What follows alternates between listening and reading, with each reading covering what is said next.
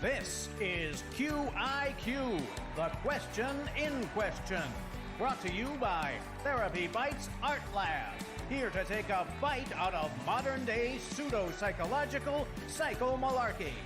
Now entering the Art Lab studio, today's T-Ballers, a collection of fellow strugglers, confronting personal challenges, navigating precarious relationships, and tackling trauma.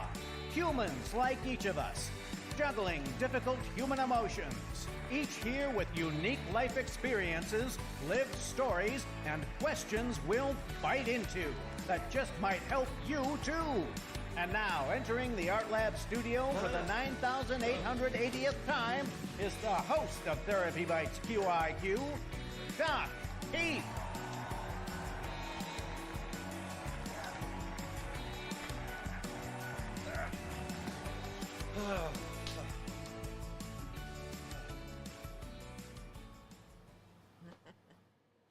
Hey T-Ballers, welcome to Q.I.Q, and I'm hoping that tonight we have our sound issues fixed, and we are glad to have you here. And also, if you're not here live, we have restreams of this. You can just go under the tab there on our YouTube page, which if you're watching this, you already are. And if you can't show up and you're here tonight and you can't show up the next time, well, go in and watch the replays. We really look forward to doing these and providing some good, solid, healthy, psychologically nutritious information.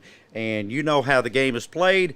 Through the week, you can text your questions to me, Doc Heath, at 1-870-686-4196. That's 1-870-686-4196. We check those while we're doing our TherapyBites Community Breakfast, which is every Saturday, which if you text that number, it takes you through a few screens, and you can sign up and drop your question there that we'll be glad to answer during our Q.I.Q on Tuesdays and Thursdays at 9 Central. And then if you want to stay signed up, that's great. We try to, send out some things that we hope are healthy and helpful for you. And if you don't want to stay signed up, you don't have to. But we would love to have you as part of that community. It's absolutely free, and that means it doesn't cost you, as my dad would say, 1 red cent. But you can also get answers and stock up on the questions and the answers by going to our podcast, which is hosted by, well, just about every podcast host out there.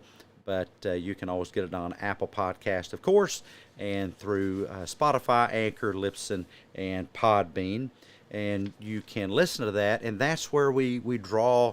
That is our bank, our piggy bank, our T-ball bank, for all of these answers that we give and questions that we ask. And you get prizes, of course. You get prizes. So join in, and we have some folks online with us. We'll put that up here, and we'll get busy tonight. And we have the following categories: Couch Crumbs questions and Creature Feature. That is one of our drops in our podcast. Social Media Smackdown. That's one thing I do. I put on the sock and boppers and take down some pseudo-psychological social media pseudo-malarkey that's good put out there. Fresh from the Therapy Couch, Couch Crumbs, and Neuro, which is Psych Secrets. And tonight's first question is going to be from Social Media Smackdown. Social Media Smackdown. This is a ridiculous pop psychology concept based in sketchy research that would have you believe that sharing deeply personal things in a relationship endangers you, when what's really going on is you're just being a genuine human with another genuine human. And we're going to hit our clock here so that we can give everybody their fair 60 seconds, and I will read that question again, the answer. The answer is, for 400 Psycoins, which you can redeem at our TherapyBites store on Shopify, this is a ridiculous pop psychology concept based in sketchy research, yes it is, I kid you not, that would have you believe that sharing deeply personal things in a relationship endangers you. It's dangerous. It's bad. It's dangerous. When what's really going on is sharing deeply personal things in a relationship is just normal, natural, and it means that you're a genuine human sharing this with another genuine human. And we don't have any questions for that just yet. What is the question in question? We have about 10 seconds left, and I'll spring that answer on you. And you'll notice I don't put the answer, unless it's guessed, I don't put the answer in the chat feed, because we'll reuse that question. We also reuse some other questions there, and our time is up. And the question is, what is vulnerability? What is vulnerability? Well, it's a ridiculous pop psychology concept based in sketchy research that would have you believe that sharing deeply personal things in a relationship endangers you, when what's really going on is it's just normal, natural, you being a genuine human with another being a genuine human. It doesn't mean that you're vulnerable to anything. You're certainly not vulnerable to danger or anything like that. We have another one. Yeah, people sometimes think that is fuzzy wuzzies. But the question is, what is vulnerability? Vulnerability is what you are to viruses. It's what you are to tornadoes, and we had our share of those here in the Mid-South lately. What you are to earthquakes. You may be vulnerable to earthquakes or house fires or muggings. But it's just a bad idea psychologically to use the same word for two different things.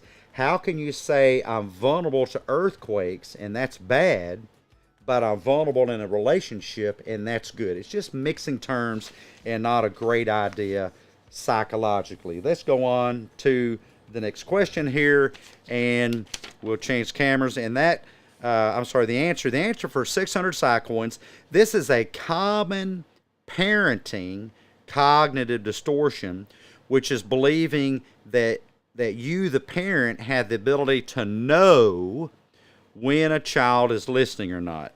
And the clock is going. This is a common parenting cognitive distortion, which is believing that you as a parent have the ability to know whether a child is listening or not. And we have 45 seconds left on the clock. You can put your answer in the chat. And those of you that are listening after the fact, yes, please. I had somebody today, he said, yeah, thank you guys for putting that out. We think you're changing lives. And we hear all kinds of testimonials like that. They don't always get posted, and we welcome you to post yours. But this is what we're here for. We're really here to help break things down, break down really difficult psychological concepts, and get away from some of the ridiculous things that you see on social media, and talk in ways that are understandable and psychologically nutritious. Do we always get it right? No, we don't always get it right. But we're always trying to find ways to explain things in the most helpful, useful way possible. And we don't have an answer on this. Oh, yeah, now this is my favorite movie, The Sixth Sense. That is, however, not the question. The question is, what is mind reading? And we do that in other relationships too. We look at people and we think, well, we know whether they're listening or not. Listen, unless they're deaf or they're speaking another language, really, if they are speaking another language, they're listening. You'd be amazed what kids' brains pick up on. Now, responding behaviorally in the way you prefer, well, that's a whole different thing. And why does it matter? Well, because cognitive distortions they always matter, because cognitive distortions are sabotaging. Here's a better way to address that. If you tell your kids something and you don't think they're listening, you can ask them politely. It's always good to be courteous. You want people, your superiors, your bosses, to be courteous to you. Well, be courteous to your kids. I'm really interested that I don't see you getting ready for bed when I just ask you to get ready for bed. I'm wondering, can you tell me what I just, or before that, you could ask them to repeat, what did I ask you to do? And after, you could just say, hey, I noticed you're not doing this. Can you please go do it? It doesn't mean that they didn't hear you. It doesn't mean they're not listening. They're just not responding in the way that you prefer. So focus on the issue, and the issue is not hearing. The issue is responding in a healthy way. And when a parent asks a child to do something, the healthy response is to obey, and that's bigger than just that one occasion. Why is it bigger? Well, because they'll run into that when they go to college. They'll run into that when they get a job. They'll run into that when they get married. And so responding in behaviorally healthy ways, that's the issue, not whether they're listening or not. You are a fellow human struggling with difficult emotions, a fracturing relationship, parenting problem, mental health difficulty, have a psychotherapy from hell story to tell, or a challenging life experience question, and would like to share your story by stepping up to bat as a T-baller. Either register by texting Q.I.Q to 1-870-686-4196 and join our Therapy Bites community, or send a postcard with your name, address, phone number, email address, and age to the address on the screen. Therapy Bites, Q.I.Q, P.O. Box 1391, Jonesboro, Arkansas, 72403-1391.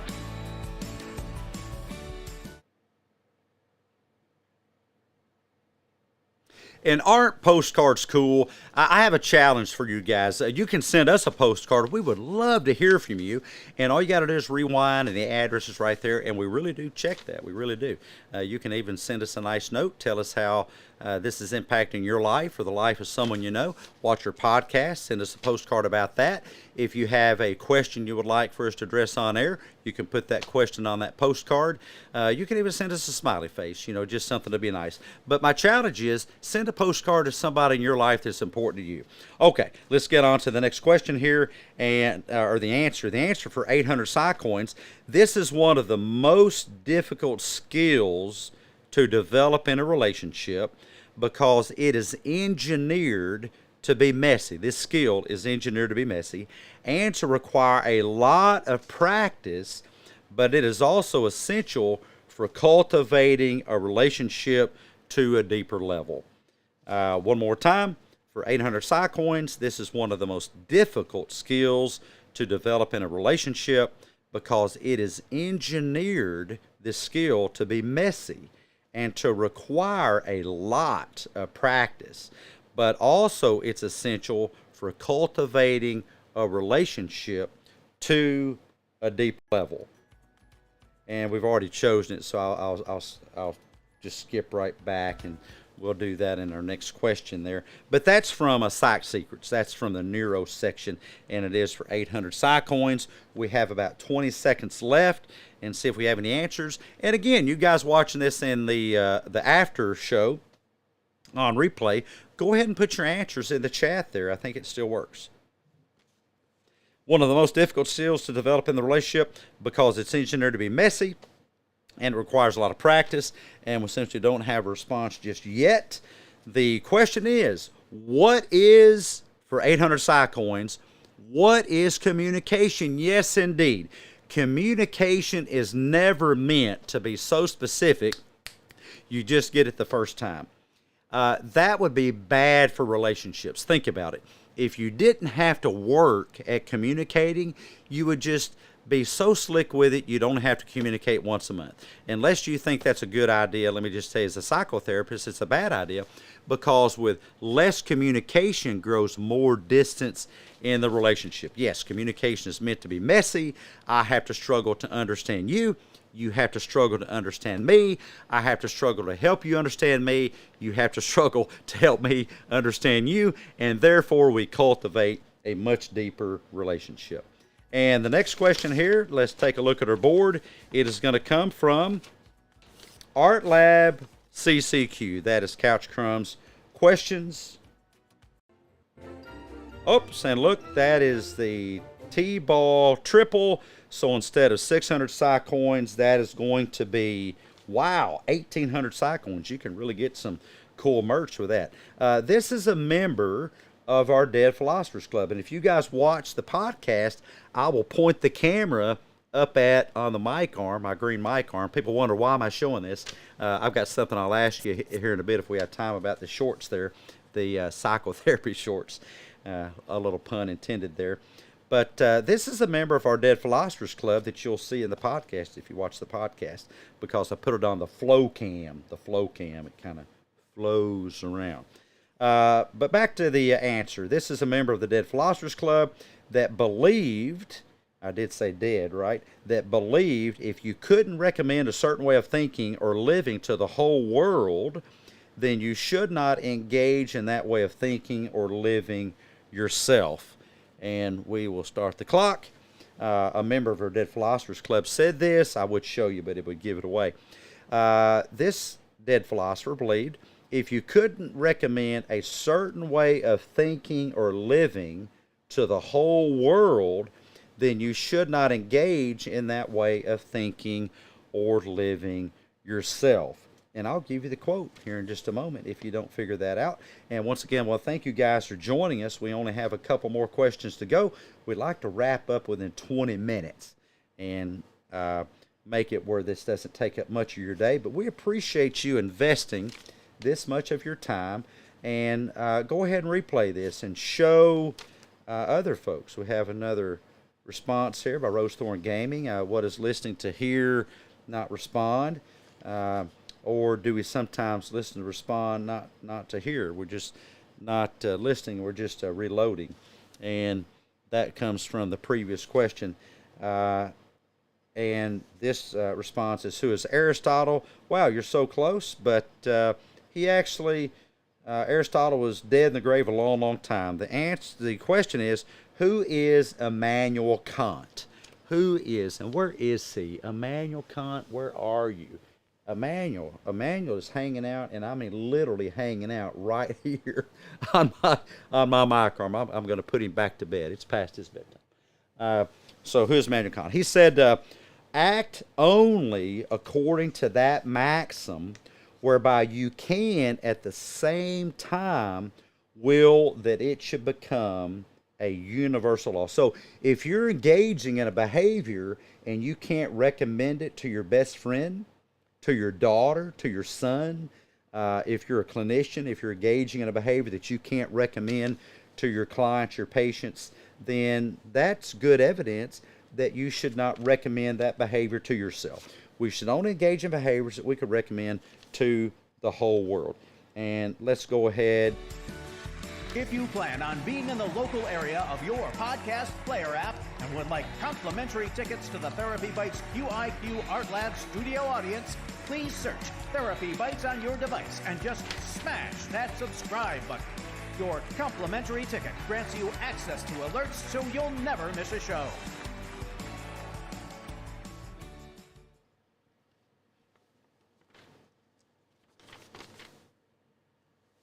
Okay, guys, we are back for the next question, or actually the next answer here.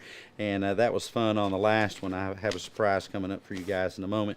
You T-ballers, TherapyBites Art Labbers. And Art Lab stands for Accurate Realistic Thinking, Life-Affirming Beliefs. And we are in the Art Lab this evening because here's where we experiment with, try to find ways to help you T-ballers adapt for your own good and your family's own good and for your success in life, accurate, realistic thoughts, and life-affirming beliefs. The question is, for 200 Psy coins, it is from a creature feature. This little critter is responsible for underthinking and accomplishes its evil mission by directing your focus away from thoughts and onto emotions, blame, debating, defending, and other distractions. And hint, hint, hint, this creature has a big butt. I'll read it one more time while we click our timer here. Surprise coming up at the end, and we will cut the show at that because it may require some investigative sleuthing, Columboing, one of my favorite shows from the 70s and 80s, by the way, Columbo. What was Columbo's, this isn't a question for the show, but what was Columbo's first name? What was his first name? He, not his real name, but his first name in the show. This little critter is responsible for underthinking and accomplishes its evil mission by directing your focus away from thoughts and onto emotions, distracted by emotions. Blame, distracted by blaming people.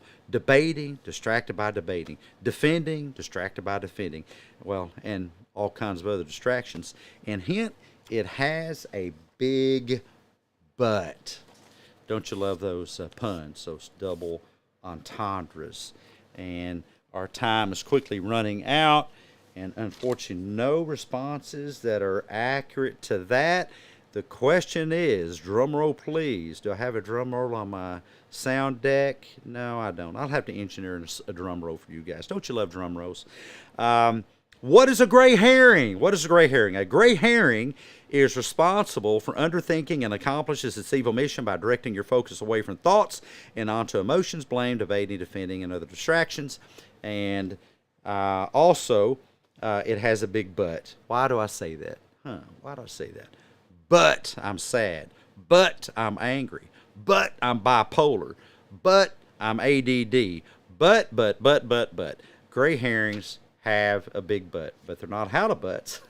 They're gray herrings. And the gray herrings, we named that. That's an art lab term. We named it because in logic, a red herring distracts you from the point of the argument. My dad used to say, what's that got to do with the price of tea in China? And his point was, it's off topic. It just doesn't advance the conversation. It is a red herring. It's a bird that distracts you from the point of what you should be focusing on. And since cell bodies in the brain are gray, we call these little critters gray herrings because they're a distraction of your neurons to what you should be focused on, which is what? Your own thinking. And we have time for one more thing, and I'm just going to point to it and leave it with you. People wonder, why is my shotgun mic in the picture? Well, I had it specially made. It's color-coded, and it has these therapy shorts, these TherapyBites shorts on there. And here's a question to canoodle your noodle for next time, and that is, what are the little symbols on the therapy shorts? You can drop that in the chat, in our feed there.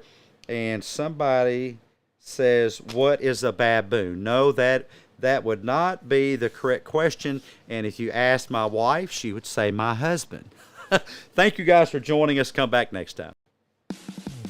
Premier accommodations for our T-Ball contributors provided electronically by the luxurious Art Lab Studio, overlooking the steaming cesspool of pseudo-psychological social media psychomalarkey and located in cyberspace on your favorite podcast hosting platform, where we invite you to the most psychomalogically thrilling podcast in town, while you feast on our award-winning Psychologically-Nutritious buffet of TherapyBites cuisine, conscientiously cooked up by your hard-working T-Ball team chefs.